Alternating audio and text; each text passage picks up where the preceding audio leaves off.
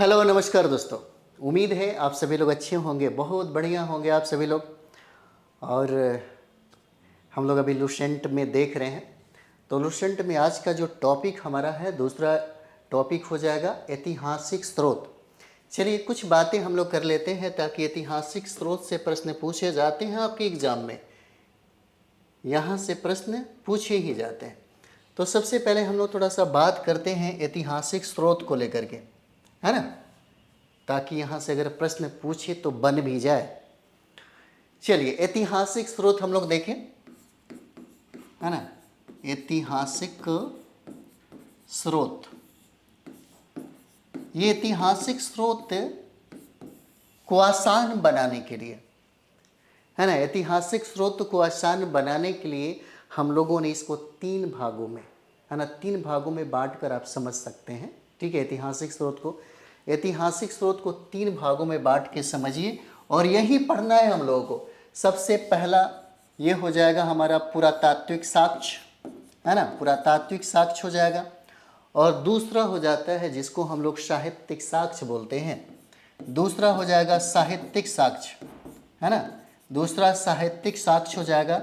और तीसरा आपका हो जाता है जिसको हम लोग विदेशियों के वृत्तांत कहते हैं, या विदेशियों के द्वारा लिखा गया जो साहित्य है उसके बारे में हम लोग पढ़ते हैं। विदेशियों का वृत्तांत हो जाता है ना, विदेशियों का वृत्तांत, यही हमें पढ़ना है। जैसे में अगर पूछेगा आपसे, क्योंकि सबसे ज़्यादा सवाल आपके ऐतिहासिक स्रोतों में अगर हम लोग बात करें तो पुरातात्विक साक्ष्यों से ही सबसे ज़्यादा सवाल पूछा जाता है। जैसे अगर हम लोग पुरातात्विक साक्ष्यों की बात करें तो पुरातात्विक साक्ष्यों में किसका हमें अध्ययन करना होता है? सबसे पहले हम लोग अभिलेख की बात करते हैं, है ना, अभिलेख का हमको अध्ययन करना पड़ता है। जैसे अभिलेख की अगर बात करें तो सबसे प्रामाणिक जो स्रोत है अभिलेख ही है। उसके बाद हम लोग पुरातात्विक साक्ष्यों में मुहर का अध्ययन करते हैं, है ना, मुहर का हो गया, बर्तन का हो गया, सिक्के का हो गया, बाट बटखारे हो जाएंगे, स्मारक हो जाते हैं, है ना, ईटीसी बहुत सारी चीज़ें हैं। मुहर हो जाता है ना, यहाँ पे सिक्के हो जाते हैं। सबको हमें बारी बारी से एक बार देख लेते हैं जहाँ से प्रश्न पूछे जाते हैं आपके एग्जाम में, है ना। जैसे स्मारक से सवाल पूछे जाते हैं, यहाँ से मुहरों से प्रश्न पूछे जाते हैं, बाट बटखारे के संदर्भ में प्रश्न पूछे जाते हैं। ठीक है, तो सबसे पहले हम लोग चर्चा करते हैं इस अभिलेख का, क्योंकि अभिलेख के संदर्भ में अगर हम लोग बात करें तो इसको कहा जाता है कि अब प्राचीन भारत के इतिहास में ऐतिहासिक स्रोत में सबसे प्रबल और सबसे मजबूत और सबसे प्रामाणिक स्रोत हो जाता है आपका अभिलेख। तो जैसे में अभिलेख की अगर हम लोग बात करते हैं, यहाँ पे अभिलेख, है ना, अभिलेख, ठीक। देखिए अभिलेख के अध्ययन को हम लोग इपिग्राफी कहते हैं। कई बार यह सवाल पूछा गया है, जैसे पूछा गया था एक बार कि सिक्के के अध्ययन को हम लोग क्या कहते हैं, तो न्यूमिस्मैटिक्स के नाम से हम लोग जानते हैं। उसी तरीके से इस अभिलेख के अध्ययन को हम लोग इपिग्राफी के नाम से जानते हैं, है ना। अभिलेख के अध्ययन को हम लोग, इसके अध्ययन को हम लोग शॉर्ट में ही पढ़ लेते हैं क्योंकि हमें बहुत सारा प्रश्न भी बनाना है ना। इसके अध्ययन को हम लोग क्या कहते हैं, इपिग्राफी कहते हैं। चलिए पेन भी चेंज कर दिया जाए। इसके अध्ययन को हम लोग इपिग्राफी कहते हैं, है ना, एपिग्राफी कहा जाता है। ठीक है, एपिग्राफी कहा जाता है। अब यहाँ पर देखेंगे कभी कभी सवाल पूछता है कि बताइए सबसे प्राचीनतम, यानी कि विश्व में सबसे प्राचीन जो है कौन सा अभिलेख हो जाता है, विश्व का सबसे प्राचीनतम अभिलेख बताइए, है ना। क्योंकि अभिलेखों को अगर हम लोग देखें तो अभिलेखों को दो भागों में डिवाइड करके देखा जा सकता है। जैसे दो भागों में अगर हम लोग डिवाइड करते हैं यहाँ पे, है ना, अगर दो भागों में हम लोग डिवाइड करें, दो भागों में, तो एक हो जाता है हमारा, है ना, जिसको हम लोग सरकारी अभिलेख कहते हैं और दूसरे को हम लोग निजी अभिलेख कहते हैं। एक हो जाएगा हमारा सरकारी अभिलेख, है ना, सरकारी अभिलेख हो जाएगा, और दूसरा हो जाता है ना, जिसको निजी अभिलेख कहा जाता है, निजी अभिलेख है। अब आपसे सवाल पूछेगा कि किस अभिलेख में किसका वर्णन किया गया, है ना। जैसे हमने कहा कि बताइए कि विश्व में सबसे प्राचीनतम, विश्व का सबसे प्राचीनतम अभिलेख कौन सा हो जाएगा, तो विश्व का सबसे प्राचीनतम अभिलेख जो है ना, विश्व का विश्व का सबसे प्राचीनतम अभिलेख, पता नहीं ये दिख रहा होगा कि नहीं, विश्व का सबसे प्राचीनतम, है ना, सबसे प्राचीन अभिलेख किसको हम लोग कहते हैं? तो ये अभिलेख है जिसको हम लोग एशिया माइनर के नाम से जानते हैं, बोगाजकोई का अभिलेख कहा जाता है ना। बोगाजकोई का अभिलेख कहा जाता है, बोगाजकोई का अभिलेख, है ना, अभिलेख कहा जाता है। और सबसे बड़ी बात क्या है कि यहाँ से यूपीएससी में भी प्रश्न पूछा गया है, क्योंकि यहाँ पर, है ना, इंद्र मित्र नाशक्त और वरुण का चर्चा है। इंद्र मित्र वरुण, इंद्र मित्र वरुण और नाशक्त का, है ना, नाशक्त का वर्णन मिलता है। ठीक है, उसके बाद हम लोग जब विश्व का देख लिए कि विश्व का सबसे प्राचीनतम अभिलेख का नाम बताइए, तो ये भी पूछा जा सकता है कि भारत का सबसे प्राचीन अभिलेख कौन सा है। तो भारत का सबसे प्राचीन अभिलेख आपको हड़प्पा से मिलेगा, जिसको हम लोग भाव चित्रात्मक लिपि कहते हैं, उस अभिलेख को, या हम लोग पिक्टोग्राफी के नाम से जानते हैं। ठीक है, क्योंकि प्राचीनतम अभिलेख अगर भारत की बात कर दिया जाए तो हड़प्पा से ये प्राप्त होता है। चलिए, कुछ ऐसे अभिलेख हैं जहाँ पर हमें अकाल का प्रमाण मिलता है ना। कौन ऐसा अभिलेख है जहाँ हमें अकाल का वर्णन देखने को मिलता है, अकाल के बारे में जिक्र है, अकाल के बारे में वर्णन मिलता है ना। तो ये शोहगौरा का अभिलेख हो जाएगा। अकाल का वर्णन जो है ना, शोहगौरा के अभिलेख में इसका वर्णन मिलता है। ठीक है, किसका? अकाल का मिलता है। उसी तरीके से आप देखिएगा कभी कभी भी प्रश्न पूछता है कि सती प्रथा का प्राचीनतम अभिलेख कौन सा है, सती प्रथा का। तो सती प्रथा का प्राचीनतम अभिलेख एरन अभिलेख हो जाएगा, है ना। सती प्रथा का प्राचीनतम अभिलेख जो है सती प्रथा, ये पूछा जा सकता है कि सती प्रथा का प्राचीनतम अभिलेख कौन सा होगा, तो एरन अभिलेख हो जाता है ना, एरन अभिलेख। और ये भानुगुप्त का अभिलेख होता है, भानुगुप्त का। ठीक है, अब यहाँ पर देखिए, जब अशोक सम्राट ने अभिलेख के माध्यम से पूरी दुनिया को एकजुट करने के लिए, अपने संदेश को पहुँचाने के लिए जगह जगह पर जब इसको स्थापित किया, तो इस अभिलेख को सबसे पहला पढ़ने वाला जो व्यक्ति है वह व्यक्ति है जेम्स प्रिसेप, है ना। जेम्स प्रिसेप ने, है ना, इनके अभिलेखों को पढ़ा। जैसे कभी कभी ये भी सवाल पूछा जा सकता है कि भारत में, है ना, या विश्व में भी आप कह सकते हैं कि सबसे पहला संस्कृत में लिखा हुआ अभिलेख कौन सा है, संस्कृत का अभिलेख, है ना। सबसे पहला संस्कृत का जो अभिलेख है ना, संस्कृत का अभिलेख कौन सा अभिलेख हो जाएगा, तो ये अभिलेख है जूनागढ़ का अभिलेख, है ना। जूनागढ़ का अभिलेख हो जाता है, जो ये, है ना, किस भाषा में, तो संस्कृत भाषा में इसको, है ना, लिखा गया था। ठीक है, कुछ ऐसे अभिलेख हैं जिसके बारे में अक्सर पूछा जाता है कि किसका अभिलेख किसके संदर्भ में है ना, इसका स्थापना किसने करवाया, इसको किसने ईजाद करवाया। जैसे में हाथी गुफा का अभिलेख किसका है ना। जैसे अगर पूछता है कि हाथी गुफा का अभिलेख, अक्सर पूछा जाता है ये हाथी गुफा का अभिलेख किसका है, तो हाथी गुफा का अभिलेख किसका हो जाएगा, खारवेल का हाथी गुफा अभिलेख, है ना, ये हो जाएगा खारवेल का। तो खारवेल का हाथी गुफा अभिलेख है जो इसके बारे में इसका चर्चा मिलता है हमें, है ना। हाथी गुफा का अभिलेख, है ना, हाथी गुफा का अभिलेख इसका खारवेल का। जैसे जूनागढ़ का अभिलेख किसका है, तो रुद्रदामन का जूनागढ़ अभिलेख हो जाएगा, है ना। जूनागढ़ अभिलेख, तो यहाँ पे जूनागढ़ अभिलेख की अगर बात कर दें तो यह रुद्रदामन का, है ना, रुद्रदामन का यह जूनागढ़ अभिलेख हो जाएगा, है ना। चलिए नेक्स्ट, और भी चीज़ें सिर्फ एग्जाम के पर्पस वाला आप देखिएगा। अगर लुसेंट को हम लोग कवर कर लेते हैं, जैसे लुसेंट में जितना भी प्रश्न दिया हुआ है प्रीवियस ईयर का प्रश्न है ना, और ये लुसेंट सारे परीक्षार्थी जो हैं एग्ज़ाम के समय में बना के ही जाते हैं, चाहे वो बीपीएससी की तैयारी करने वाले परीक्षार्थी हों, चाहे वो रेलवे की तैयारी करने वाले हों, चाहे दारोगा की तैयारी, बिहार पुलिस की तैयारी, यहाँ तक कि आप देखिए अभी लाइब्रेरियन की तैयारी करने वाले, सिविल सर्विस बीपीएससी की तैयारी करने वाले, बिहार शिक्षक भर्ती, सारे लोगों के पास ये होगा, है ना। ये दोनों होगा इनके पास, थ्योरी वाला भी सेट होगा, और एक जो, है ना, प्रैक्टिस सेट है, क्योंकि प्रैक्टिस सेट सबसे ज़्यादा अभी मायने रख रहा है, क्योंकि सारे लोग इसको बना रहे होंगे, है ना।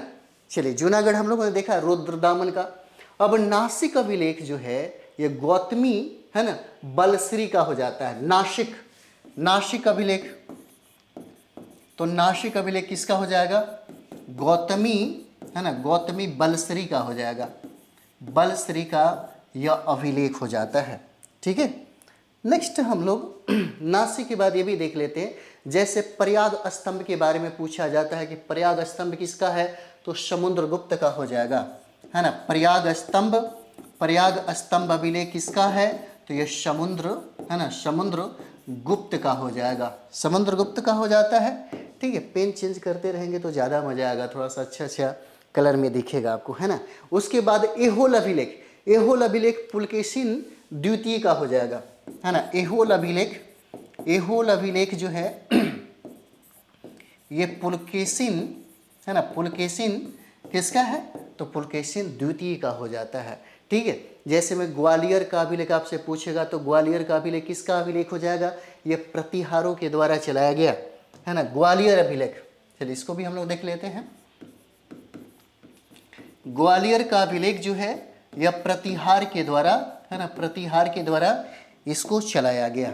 कौन सा, ग्वालियर का अभिलेख। जैसे भीतरी स्तंभ लेख पूछता है कभी कि भीतरी स्तंभ लेख किसका है, तो भीतरी स्तंभ लेख ये समुद्रगुप्त का हो जाएगा, है ना। भीतरी स्तंभ लेख किसका है, स्तंभ लेख किसका है, तो ये आपके समुद्रगुप्त का हो जाता है ना, समुद्रगुप्त के द्वारा इसको, है ना, चलाया गया।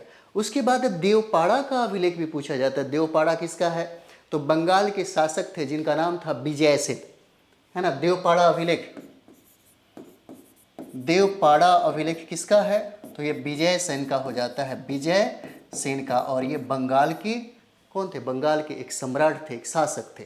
ठीक है, उसके बाद यहाँ अक्सर पूछते हैं सिक्के के बारे में। सिक्के के संदर्भ में अगर हम लोग बात करें कि सिक्के में क्या क्या है, जहाँ से प्रश्न पूछे जाते हैं, तो सिक्के के अध्ययन को हम लोग न्यूमिस्मेटिक्स के नाम से जानते हैं।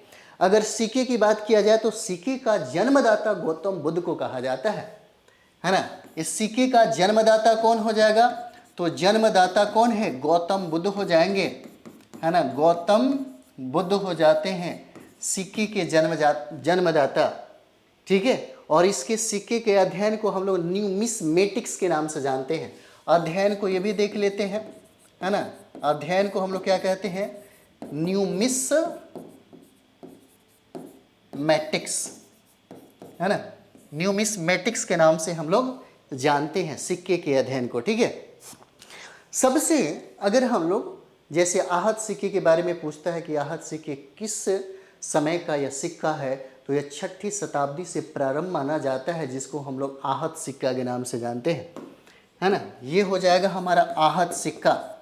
ये आहत सिक्के जो हैं, ये आहत सिक्के यह 6ठी शताब्दी, है ना, कब से, 6ठी शताब्दी से प्रारंभ माना जाता है, 6ठी शताब्दी से, है ना, 6ठी शताब्दी से यह प्रारंभ माना जाता है, जिसको हम लोग आहत सिक्के के नाम से जानते हैं।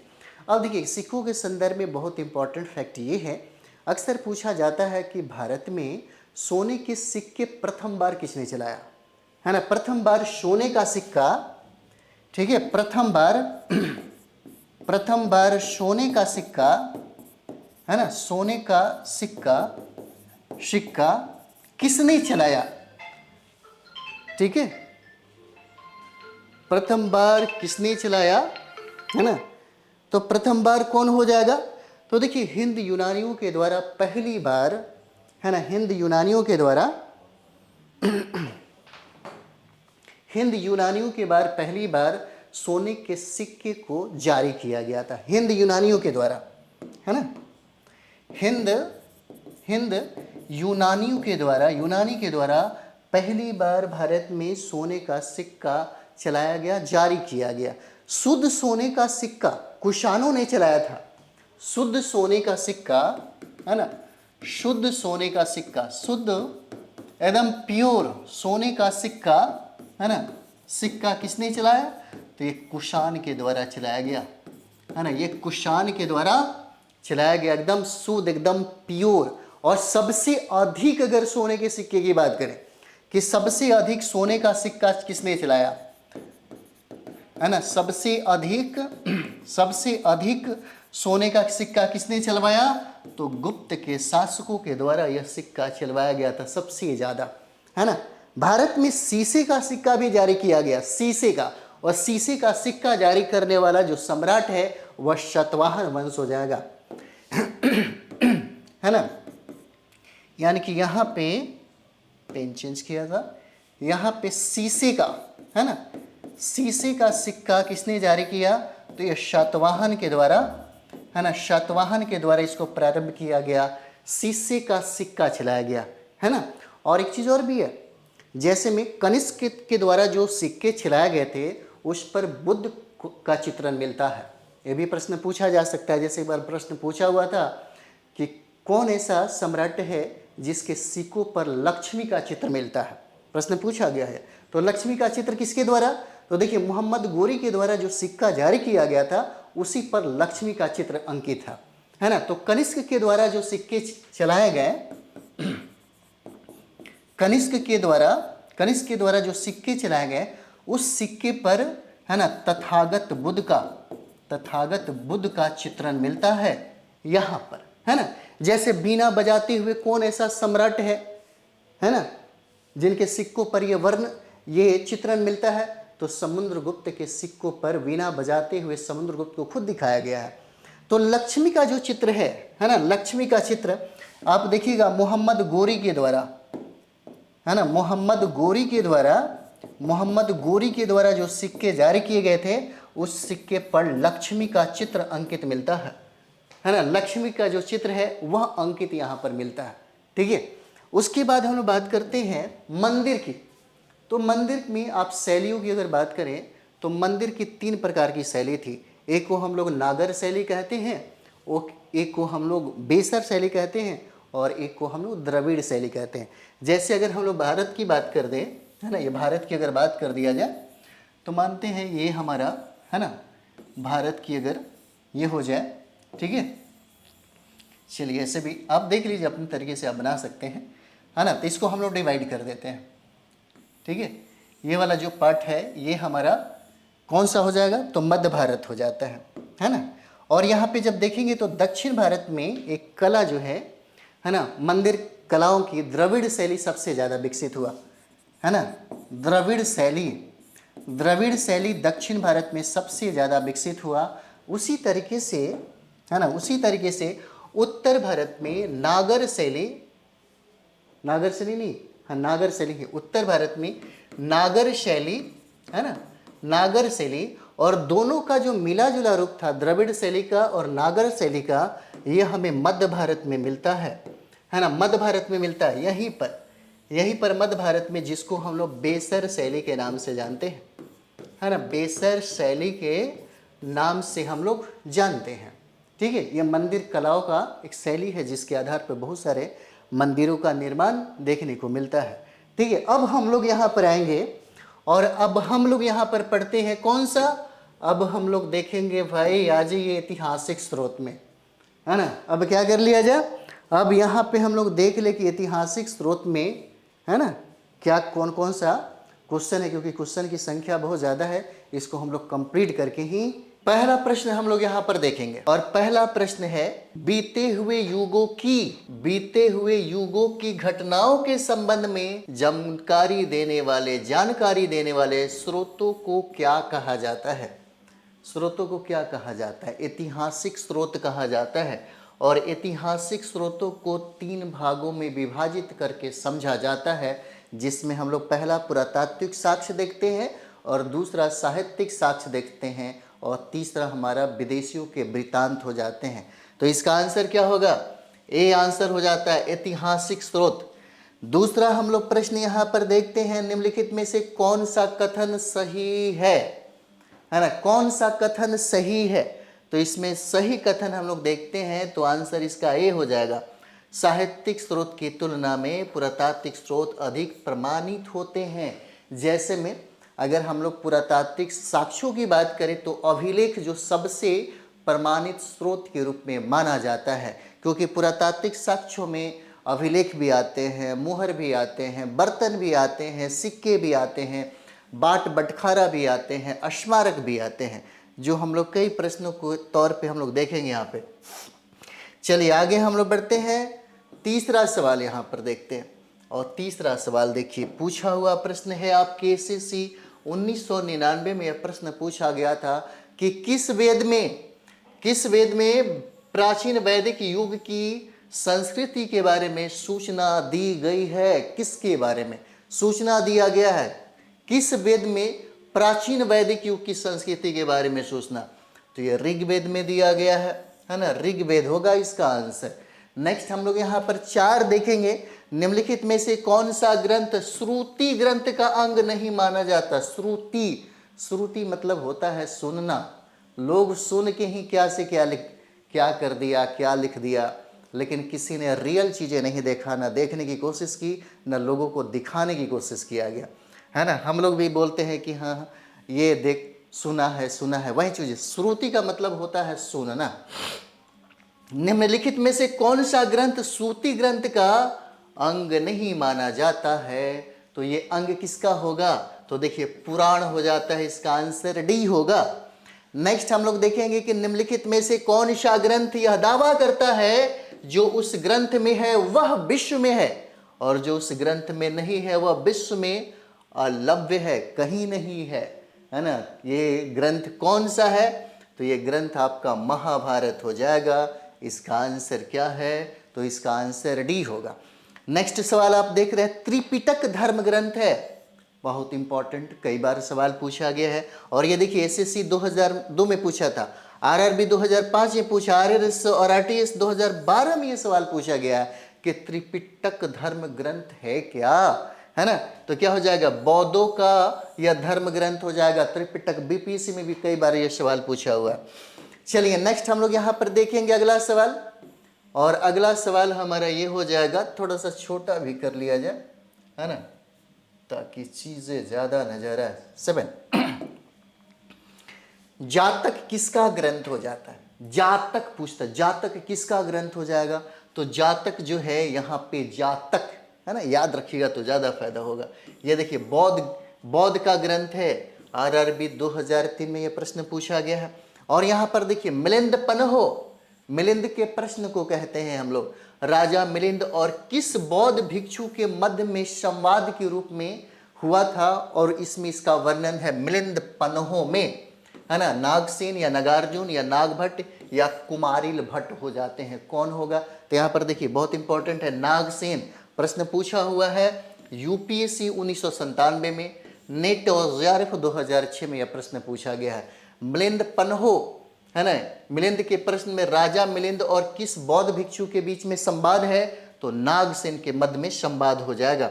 उत्तर प्रदेश के पीसीएस में 1994 में प्रश्न पूछा कि निम्नलिखित में से किसकी तुलना मैकियावेली के प्रिंस से की जा सकती है ना। मैकियावेली के प्रिंस से किया जा सकता है, तो यहाँ पर देखिए कौन सा हो जाएगा?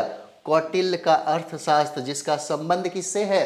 राजनीति विज्ञान से है, राजनीति, है ना, शास्त्र से हो जाता है। कौटिल्य को चाणक्य भी कहते हैं, विष्णुगुप्त भी कहा जाता है ना। चंद्रगुप्त मौर्य के ये पीएम मतलब प्रधानमंत्री थे। ठीक है, चलिए नेक्स्ट हम लोग आगे बढ़ते हैं। 10 नंबर सवाल 10 नंबर सवाल देख रहे हैं, बीपीएससी 2002 में यह सवाल पूछा हुआ है कि कौटिल्य के अर्थशास्त्र में किस पहलू पर प्रकाश डाला गया है? किस पहलू पर प्रकाश डाला गया है ना? राजनीतिक नीतियां इसमें सबसे ज्यादा है। कलहन की पुस्तक का नाम क्या है ना? बीपीएससी 2011 में पूछा हुआ है। कलहन की पुस्तक के बारे में पूछता है, तो ये किसका? राजतरंगिणी का ये हो जाएगा। कलहन की पुस्तक का नाम राजतरंगिणी हो जाता है, राजतरंगिणी, बीपीएससी ने पूछा है इसको। नेक्स्ट यहाँ पे अष्टाध्यायी किसके द्वारा लिखी गई है? देख रहे हैं ये UPSC union public service commission 2011 में यह प्रश्न पूछा गया था, 12 नंबर, और इसका आंसर क्या होगा? पाणिनि हो जाते हैं। अष्टाध्यायी किसके द्वारा? पाणिनि के द्वारा। चलिए नेक्स्ट यहाँ पर हम लोग आगे बढ़ेंगे, और ये 13 नंबर सवाल हम लोग यहाँ पर देखते हैं। 13 नंबर, महाभाष्य के रचनाकार का नाम बताइए। किसका? महाभाष्य का, है ना। महाभाष्य के रचनाकार का नाम कौन है? तो ये देखिए पतंजलि हो जाता है, पतंजलि। थोड़ा सा पतंजलि। ओके, नेक्स्ट यहाँ पे हम लोग 14 नंबर, कालिदास द्वारा रचित मालविकाग्निमित्रम नाटक का नायक कौन था? कभी कभी प्रश्न आपसे ये भी पूछेगा कि मालवी है ना, मालविकाग्निमित्रम जो है यह क्या है? नाटक है ना, कि उपन्यास है? बहुत सारा चीज़ें, 4 ऑप्शन दे देगा, तो याद रखना चाहिए कि ये नाटक है। और किसका लिखा गया है? तो कालिदास के द्वारा लिखा गया है, जिसमें नायक कौन हो जाते हैं? नायक, तो नायक यहाँ पे अग्निमित्र हो जाएंगे। इसका आंसर सी होगा। और उत्तर प्रदेश के पीसीएस में 1998 में पूछा गया। ठीक है, अब देखिए यहाँ पे हर्ष चरित्र किसके द्वारा लिखी गई? हर्ष चरित्र किसके द्वारा लिखा गया? तो हर्ष चरित्र वान भट्ट के द्वारा लिखा गया। और बीपीएससी में पूछा गया सवाल है 2005 में, और एसएससी प्रश्न को 2002 में पूछा। विक्रमादित्य के रचनाकार कौन हो जाते हैं? है ना, विक्रमादित्य के रचनाकार का नाम क्या है? तो नाम हो जाएगा क्या? बिलहन हो जाते हैं। इसका आंसर बी होगा, बिलहन। चलिए नेक्स्ट हम लोग देखेंगे 17 नंबर सवाल। और यहाँ पे 17 नंबर सवाल हो जाएगा कि चंदबरदाई द्वारा रचित ग्रंथ का नाम क्या है ना? चंदबरदाई बहुत फेमस ये पुस्तक है, बहुत फेमस है। चंदबरदाई द्वारा रचित ग्रंथ का नाम पृथ्वीराज रासो हो जाएगा। इसका आंसर ए होगा। चलिए नेक्स्ट हम लोग यहाँ पर देखेंगे 18 नंबर सवाल, है ना। चलिए तो प्रश्न सॉरी, निम्न में से कौन सा सिकंदर के साथ भारत आने वाला इतिहासकार नहीं था? है ना, नहीं था। कौन नहीं था? तो यहाँ पर देखिए हेरोडोटस नहीं था, क्योंकि हम लोग फादर ऑफ हिस्ट्री हेरोडोटस को कहते हैं। बाकी सारे लोग थे, नियार्कस था, एनासिक्रिटिशस था, अरिस्टोबुलस भी था, जो भारत आया था सिकंदर के साथ। निम्नलिखित में से किस विदेशी यात्री ने भारत का दौरा सबसे पहले किया था? और ये देखिए एसएससी 2002 में यह सवाल पूछा गया है ना। तो सबसे पहले कौन आया था यहाँ पे? मेगास्थनीज आया, जिसका रचना क्या है? इंडिका। मेगास्थनीज की पुस्तक का नाम क्या है? तो मेगास्थनीज की पुस्तक का नाम इंडिका, जो बीपीएससी ने 2005 में यह सवाल पूछा हुआ है ना, पूछा हुआ है ना 2005 में यह सवाल। क्या? चलिए कंप्लीट कर जाएंगे तो समझिए कि सबका सब ठीक हो जाएगा। और यहाँ पे जियोग्राफी की रचना किसने की? जियोग्राफी की रचना यहाँ पर किसने किया? तो जियोग्राफी की रचना एस्ट्रैबो के द्वारा किया गया। आंसर इसका सी होगा। नेक्स्ट आगे हम लोग बढ़ते हैं, 22 नंबर सवाल देखेंगे। और ये 22 नंबर सवाल हो जाएगा कि प्लिनी की पुस्तक का नाम क्या है? प्लिनी की पुस्तक का नाम क्या होगा? तो यहाँ देखिए नेचुरलिस्ट हिस्टोरिया नाम हो जाता है, नेचुरलिस्ट हिस्टोरिया बी। Periplus of the Erythraean Sea की रचनाकार कौन हो जाएंगे यहाँ पे? तो ये रचनाकार हो जाते हैं अज्ञातनामा, यूनानी एक लेखक है ना। चलिए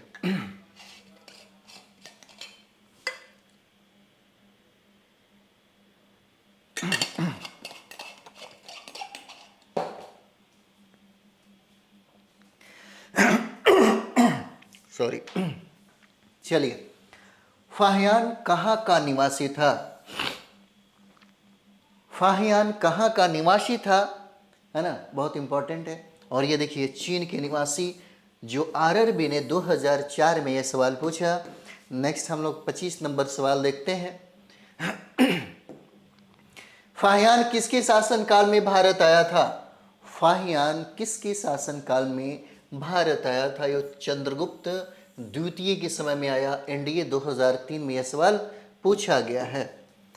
नेक्स्ट हम लोग यहाँ पर देखेंगे 26 नंबर सवाल। 26 नंबर सवाल कहता है कि हर्षवर्धन के समय में कौन सा चीनी यात्री भारत आया था?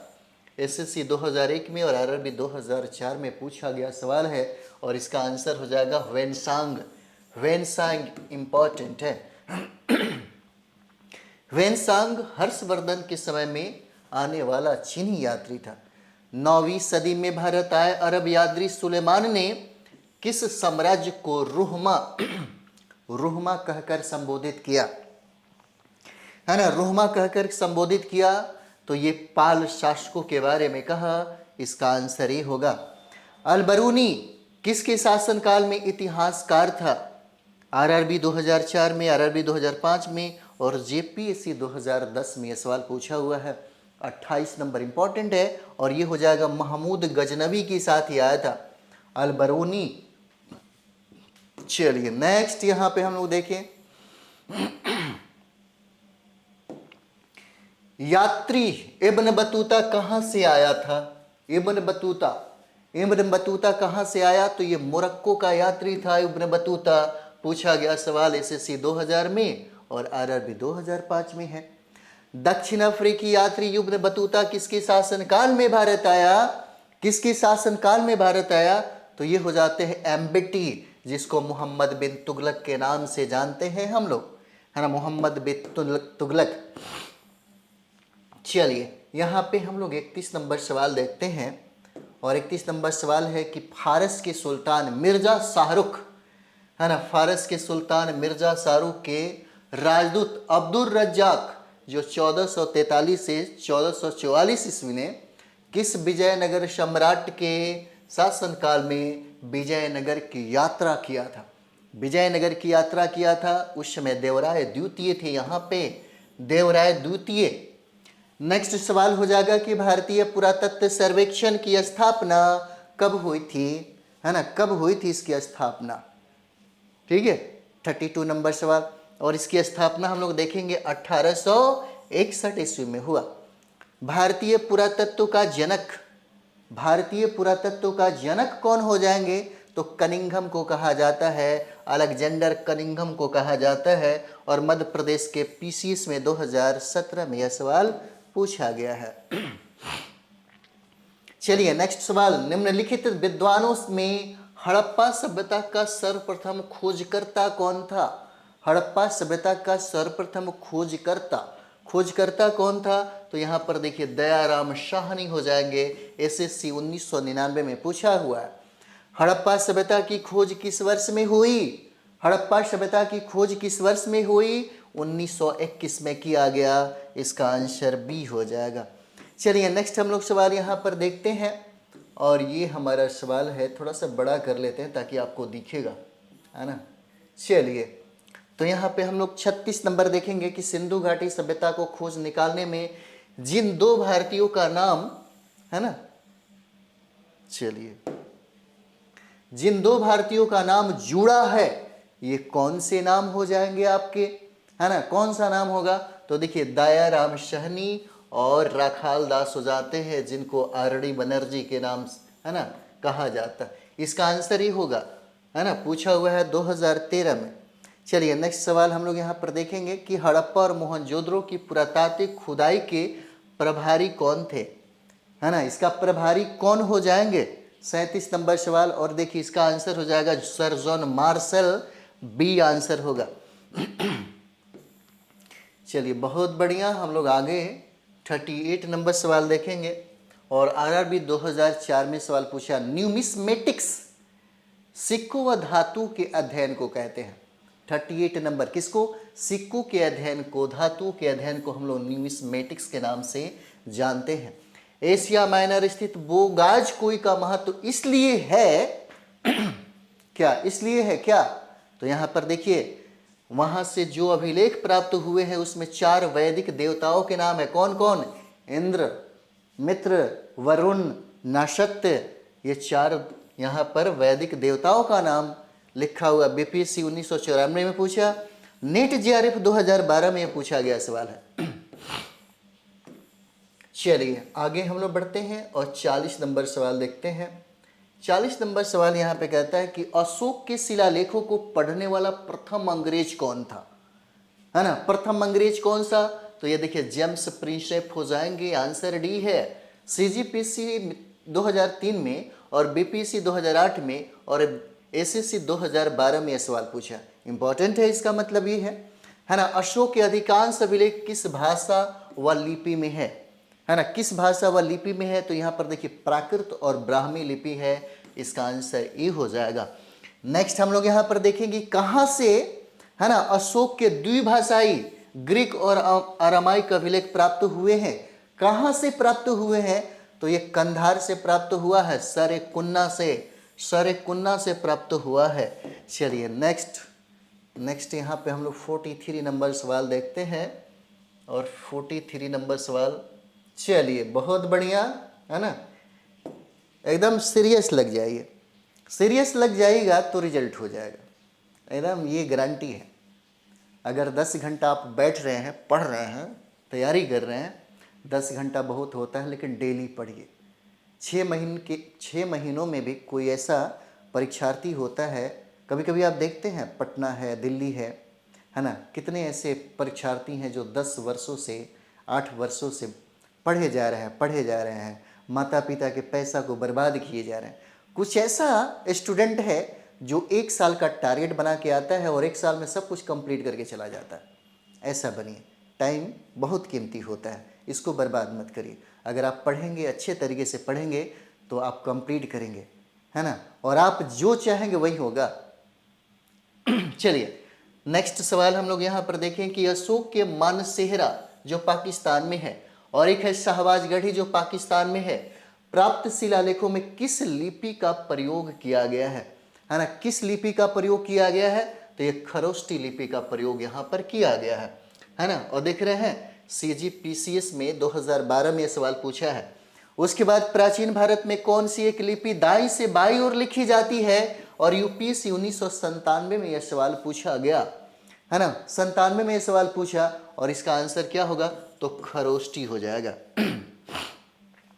चलिए नेक्स्ट यहां पर हम लोग देखें 45 नंबर सवाल, है ना। चलिए 45 नंबर सवाल, हेलियोडोरस का वेशनगर अभिलेख संदर्भित करता है। UPSC 1999 में यह सवाल पूछा हुआ है, 45 नंबर। इसका आंसर केवल वासुदेव से हो जाता है। ठीक है, निम्नलिखित में से कौन सा अभिलेख कलिंग नरेश खारवेल से संबंधित हो जाएगा? खारवेल से संबंधित, तो ये खारवेल से संबंधित है हाथी गुफा का अभिलेख। हम आपको थ्योरी पढ़ाएं, थ्योरी पढ़ाने से फायदा हुआ? बहुत ऐसे प्रश्न हैं जो बन रहे होंगे आराम से, है ना, और बनेंगे भी। सर्वप्रथम भारत में विशुद्ध संस्कृत भाषा में लंबा अभिलेख किस राजा के द्वारा जारी किया गया? किस राजा के द्वारा? तो ये शक क्षत्रप रुद्रदामन के द्वारा, है ना, इसको जारी किया गया रुद्रदामन के द्वारा संस्कृत में। चलिए नेक्स्ट सवाल हम लोग यहाँ पर देखेंगे और ये 48 नंबर सवाल हो जाएगा।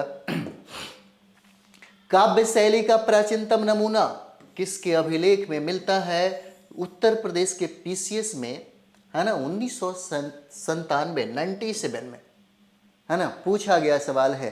तो इसका आंसर रुद्रदामन हो जाएंगे। आंसर ए हो जाएगा, प्राचीनतम नमूना किसके अभिलेख में मिलता है।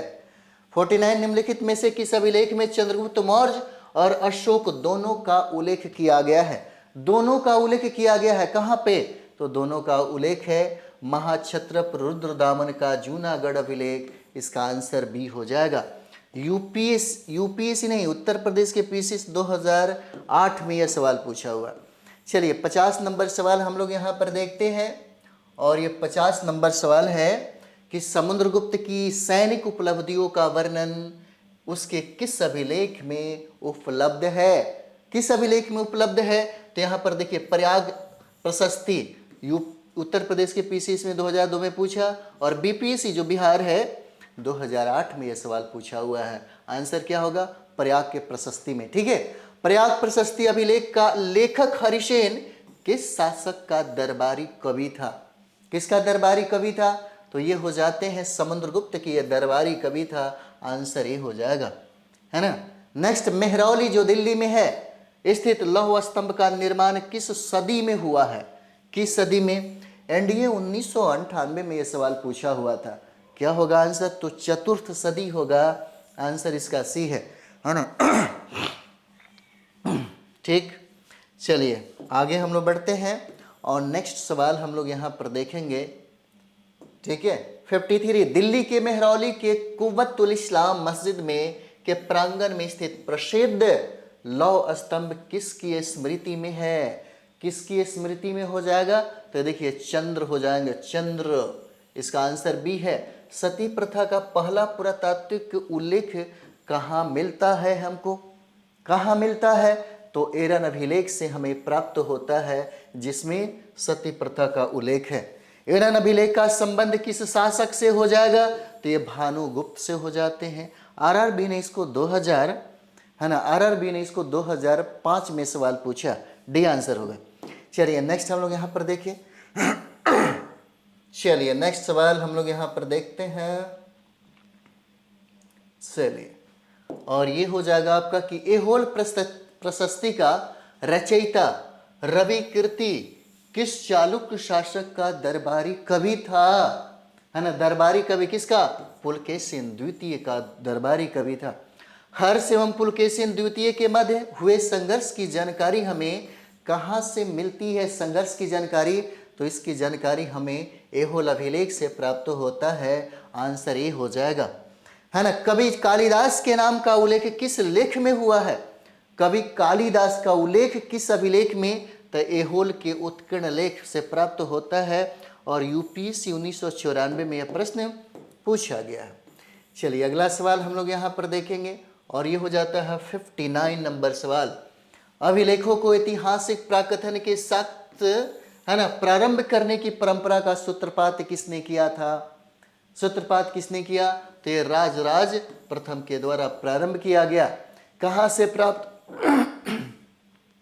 कहाँ से प्राप्त? अभिलेख में महासभा की कार्य प्रणाली के विषय में विस्तृत जानकारी हमें मिलती है। तो विस्तृत जानकारी कहाँ से मिलती है? उत्तर मेरूर से मिलता है। भारत में सिक्कों का प्रचलन कब आरंभ हुआ? सिक्कों का प्रचलन अगर देखा जाए तो कब प्रारंभ होता है? तो यहाँ पर देखिए 600 ईसा पूर्व में यह प्रारंभ माना जाता है, जिसके जन्मदाता गौतम बुद्ध को कहा जाता है। चलिए अगला सवाल हम लोग यहाँ पर देखेंगे 61 नंबर, 61 नहीं 61 तो कर ही लिए हम लोग, ये 62 नंबर हम लोग सवाल देखेंगे। भारत में प्राचीनतम मुद्रा माना जाता है। प्राचीनतम मुद्रा किसको मानते हैं? आहत सिक्के को हम लोग मानते हैं, आहत सिक्के को। आंसर ही होगा, है ना। और देखिए भारत में सर्वप्रथम स्वर्ण मुद्रा किसने चलाई? और यहाँ पर एसएससी 2001 में सवाल पूछा गया है, पूछा है। 63 नंबर सवाल किसने चलाई? तो इंडो बैक्ट्रियन ने चलाई थी। सर्वप्रथम सोना का सिक्का चलाया था। और निम्नलिखित में से किसने सोने के सर्वाधिक शुद्ध सिक्के जारी किए? सर्वाधिक शुद्ध मतलब कुशानों के द्वारा चलाया गया शुद्ध सिक्के, सोने के सिक्के जारी किए, एकदम शुद्ध। चलिए नेक्स्ट सवाल यहाँ पर हम लोग देखेंगे, और ये हो जाएगा कि सातवाहनों के समय में मुद्रा सर्वाधिक किस धातु के बने हुए थे? किस धातु के बने हुए थे यहाँ पे? तो शीशे का सिक्का जारी करने वाला कौन सा साम्राज्य था? सातवाहन हो जाएगा, है ना। निम्नलिखित में से किसने बड़े पैमाने पर स्वर्ण मुद्राएं चलाई? बड़े पैमाने पर स्वर्ण सोने का मुद्रा चलाया था, किसके द्वारा? तो यहाँ पर देखिए ये कुषाण शासकों के द्वारा चलाया गया, वो भी शुद्ध एकदम प्योर चलाया गया था। आरआरबी में ये सवाल पूछा गया है। चलिए नेक्स्ट हम लोग यहाँ पर देखेंगे 67 नंबर सवाल देखा जाए, 67 नंबर, है ना। सोने के सर्वाधिक सिक्के किस काल में जारी किए गए? सोने के सर्वाधिक सिक्के जो है किस काल में जारी किया गया? तो ये काल गुप्त काल हो जाएगा, है ना। और सबसे ज्यादा शुद्ध सोने के सर्वाधिक सिक्के कुषाण काल में। निम्नलिखित में से किस स्थल से रोमन सिक्के मिले हैं? रोमन सिक्के हमें कहां से मिला है? 68 तो आरिक मेडू से प्राप्त हुआ है। आंसर डी हो जाएगा। भीमबेटका, भीमबेटका किस लिए प्रसिद्ध है? मध्य प्रदेश के पीसीएस में 2003 में यह सवाल पूछा गया है। तो भीमबेटका ये गुफाओं के शैलचित्र से संबंध रखता है। इसका आंसर ए हो जाएगा। चलिए नेक्स्ट यहाँ पर हम लोग देखते हैं, और 70 नंबर सवाल होगा। 70, है ना, 70 हो जाएगा। प्राचीन काल में भारत के लोग वर्मा को किस नाम से जानते हैं? और यूपीएससी 1992 में यह सवाल पूछा हुआ था, है ना। तो शुरू में इसका नाम स्वर्ण भूमि के नाम से हम लोग जानते हैं। अंकुर वाट कहाँ स्थित है? आरआरबी 2004 में और सीजीपीएससी 2012 में यह सवाल पूछा गया है। 71 नंबर क्या होगा? तो कंबोडिया हो जाता है, कंबोडिया। प्लिनी की मूल कृति नेचुरल हिस्ट्री किस भाषा में लिखी गई है? नेट और जेआरएफ 2005 में यह सवाल पूछा गया, और इसका आंसर जो है लैटिन भाषा हो जाएगा। बी आंसर है। चलिए अगला सवाल हम लोग यहाँ पर देखेंगे, और अगला सवाल हमारा यहाँ पे 73 नंबर, चचनामा सिंध का इतिहास है और मूल रूप से किस भाषा में लिखा गया? नेट जेआरएफ 2011 में, है ना, 2011 में ये सवाल पूछा गया, चचनामा, है ना। 73 नंबर सवाल क्या होगा? तो ये अरबी भाषा में लिखा गया। नेक्स्ट हम लोग यहाँ पर देखते हैं, थोड़ा छोटा कर लिया जाए इसको। चलिए 74 नंबर सवाल, है ना, 74 नंबर, क्योंकि जल्दी समाप्त तो होने वाला है। इसमें 80 प्रश्न पूछा गया है ना। और एकदम हम लोग टॉपिक बाय टॉपिक एकदम समाप्त करते चलेंगे, है ना, समाप्त करते चलेंगे। आप बताते रहिए हमको, क्या बताइए, कुछ कमी अगर रह गई तो उसको पूरा कर दिया जाएगा, है ना। क्योंकि कमेंट्स में ज़रूर ये बातें आप लिखिए कैसा लगा, है ना, और आपको और क्या चाहिए, तो उसके बारे में हम लोग ज़रूर इस पर विचार करेंगे। चलिए आगे हम लोग बढ़ते हैं। यूपीएससी में 2016 में यह सवाल पूछा गया कि भारत के सांस्कृतिक इतिहास के संदर्भ में, है ना, इतिवृत्तों, राजवंशीय इतिहासों तथा वीर गाथाओं को कंठस्थ करना निम्नलिखित में से किसका व्यवसाय हो गया था? 74 में किसका? तो ये व्यवसाय था मागध का। आंसर इसका डी होगा। चीनी यात्री शुंगयू ने भारत यात्रा कब किया था? कब भारत की यात्रा की? तो यहाँ 518 से लेकर के 522 ईस्वी तक ये रहे यहाँ पर। उसके बाद हम लोग देखते हैं, और बीपीएससी 2017 में यह सवाल पूछा गया है ना। महाभारत युद्ध के लिए 3101 ईसा पूर्व तिथि का उल्लेख निम्नलिखित में से किस अभिलेख में हुआ है ना। किस अभिलेख में यहाँ पर हुआ है? 6 नंबर सवाल तो क्या होगा? तो देखिए पुलकेशिन द्वितीय का ऐहोल अभिलेख में यह प्राप्त होता है। इसका आंसर ए हो जाएगा। नेक्स्ट हम लोग यहाँ पर देखेंगे, और ये हो जाएगा, है ना, रबातक अभिलेख संबंधित किससे हो जाएगा? तो ये संबंधित हो जाएगा कनिष्क से संबंधित हो जाएगा। सी आंसर होगा। उसके बाद हम लोग देखेंगे 78 नंबर सवाल, है ना। 78 नंबर सवाल की भारतवर्ष के लिए इंडिया शब्द का प्रयोग सर्वप्रथम किसने किया? किसने किया सर्वप्रथम? तो ये हेरोडोटस के द्वारा किया गया। भारतवर्ष के लिए इंडिया शब्द का प्रयोग सर्वप्रथम किसने किया? उत्तर प्रदेश। पीसीएस 2000, है ना, 2017 में यह सवाल पूछा गया था। 78 नंबर ये आंसर होगा। किसने ब्राह्मी और खरोष्टी लिपियों का उद्वाचित किया था? और सीडीएस 2018 में यह प्रश्न पूछा गया है, जिसका आंसर जेम्स प्रिशेम्प हो जाएगा, पढ़ा था। और निम्नलिखित में से प्राचीन भारत की कौन सी लिपि दाहिने से बाईं ओर लिखी जाती है? इसका आंसर आपको बताना है। बीपीएससी 2019 में, है ना, यह प्रश्न पूछा था, क्या ब्राह्मी में होगा, या शारदा होगा, या खरोष्टी लिपि होगा, या नंद नागरी लिपि हो जाएगा, या इनमें से कोई नहीं होगा, या इनमें से एक से अधिक हो जाता है ना। 80 नंबर सवाल है, हमने सब बताया। 80 नंबर सवाल हमने आपके लिए रखा कि आप इसका आंसर करिए। कमेंट्स में बताइए कि इसका आंसर क्या होगा। निम्नलिखित में से प्राचीन भारत की कौन सी लिपि दाहिने से बाईं ओर लिखी जाती है? और ये देख लीजिए बीपीएससी 2019 में यह सवाल पूछा हुआ, ठीक है। तो चलिए हम लोग इसके बाद नेक्स्ट जो टॉपिक होगा हमारा प्रागैतिहासिक काल हो जाता है, तीसरा टॉपिक। तो हम लोग उसमें प्रवेश करते हैं और मिलते हैं अगले वीडियो में। थैंक यू वेरी मच आप सभी लोगों का।